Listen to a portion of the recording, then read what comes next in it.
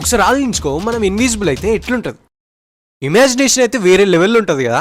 చూడు, ఏదైనా థింగ్ ని ఇన్విజిబుల్ చేయడానికి ముందు మనం ఒక థింగ్ ని ఎట్లా చూడగలుగుతామో దాన్ని అండర్స్టాండ్ చేసుకోవాలి. మనం ఏదైనా వస్తువుని చూస్తున్నప్పుడు ఆ వస్తువు నుండి వచ్చే లైట్ మన కళ్ళకి రీచ్ అవుతుంది. అప్పుడు మన ఐస్ మన బ్రెయిన్ కి సిగ్నల్ పంపిస్తుంది. ఆ లైట్ పార్టికల్స్ మరియు మన ఐస్ నుండి వచ్చే సిగ్నల్స్ అవిటిని యూజ్ చేసుకుని మన బ్రెయిన్ మనం ఏం చేస్తున్నామో ఐడెంటిఫై చేయగలుగుతుంది. ఇప్పుడు ఒక వస్తువుని ఇన్విజిబుల్ చేయాలంటే ఏం చేయాలి? ఈ లైట్ పార్టికల్స్ ఆ వస్తువుని టచ్ చేయకుండా డైరెక్ట్ దాని లోపల నుండి బయటకు వెళ్ళిపోవాలి. అట్లా జరుగుతూ మనకి అసలు ఆ వస్తువే కనబడదు. కానీ ఆ లైట్ ని అట్లా ఇన్విజిబుల్ చేయడం, అది కూడా హ్యూమన్ బాడీ మీద చేయడం అనేది దాదాపు కష్టం. కానీ ఉన్నా ఇప్పుడు మీ దగ్గర కొన్ని స్పెషల్ వస్తువులు ఉన్నాయి అనుకుందాం. మీరు జస్ట్ ఒక చిట్కేయంగానే ఇన్విజిబుల్ అయిపోతారు. అయితే మీరు ఇన్విజిబుల్ అయిన వెంబడే మీకేం కనబడదు. ఎందుకంటే ముందు మీ ఐస్ లోకి వచ్చే లైట్ పార్టికల్స్ ఇప్పుడు డైరెక్ట్ గా మీ బాడీ నుండి పాస్ అయిపోతున్నాయి. అంటే మీరు ఏం చూడలేరు ఇక.